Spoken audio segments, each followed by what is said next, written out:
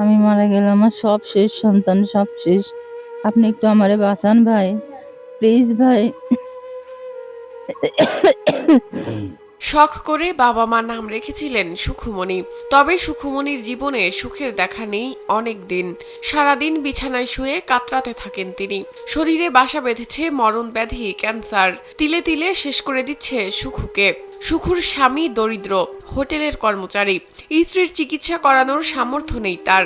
তাই তো প্রতিদিনই একটু একটু করে স্ত্রীকে শেষ হয়ে যেতে দেখছেন অসহায় এই স্বামী। সুখুমণির স্বামী মাহবুব জানান, প্রথমে টিবি ধরা পড়ে তার স্ত্রীর। টিবির চিকিৎসা করাতে করাতে একসময় ধরা পড়ে ব্লাড ক্যান্সার। এরপরই তাদের জীবনে নেমে আসে অন্ধকার। ইডেন বে কক্সবাজার সমুদ্র সৈকতের উপর নিজেদের একটি ঠিকানা। মাত্র ৫ লাখ টাকায় আপনিও হয়ে যেতে পারেন এই হোটেলের মালিক। সামান্য হোটেল কর্মচারীর সাধ্য নেই লাখ টাকা খরচ করে স্ত্রীর চিকিৎসা করানোর। বায়োপসি করার পরে ধরা পড়লো ক্যান্সার। ক্যান্সার ধরার পরে ডাক্তারে বলে 10 থেকে 12 লাখ টাকা লাগবে। আমি এক হোটেল কর্মচারী। দিনাজপুরের ঘোড়াঘাট পৌর শহরের কালীতলা সিপি রোড এলাকার বাসিন্দা সুখুমণি ও মাহবুব।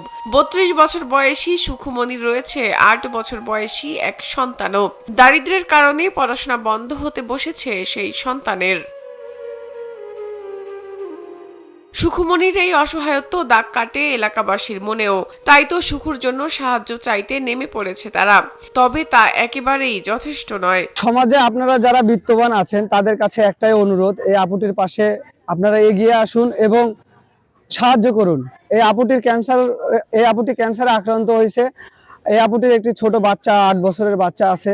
আপনারা যদি সবাই সাহায্য করেন, এই আপুটির পরিবার বেঁচে যাবে। সবার কাছে আবেদন, আমার এই ক্যান্সার আক্রান্ত বোনটির জন্য সকলেই সহযোগিতার হাত বাড়িয়ে দিবেন। ডাক্তার বলেছে সুখুমণির চিকিৎসার জন্য কমপক্ষে 10 থেকে 12 লাখ টাকা প্রয়োজন। তাই তো সমাজের বিত্তবানদের কাছে আকুল আকুতি সুখুমণির পরিবার ও পাড়া প্রতিবেশীর। সমাজের বিত্তবানরা এগিয়ে আসলে সুখুমণি আবার স্বাভাবিক জীবন ফিরে পাবেন বলে মনে করেন তারা। শাহনাজ পারভীন, কালবেলা।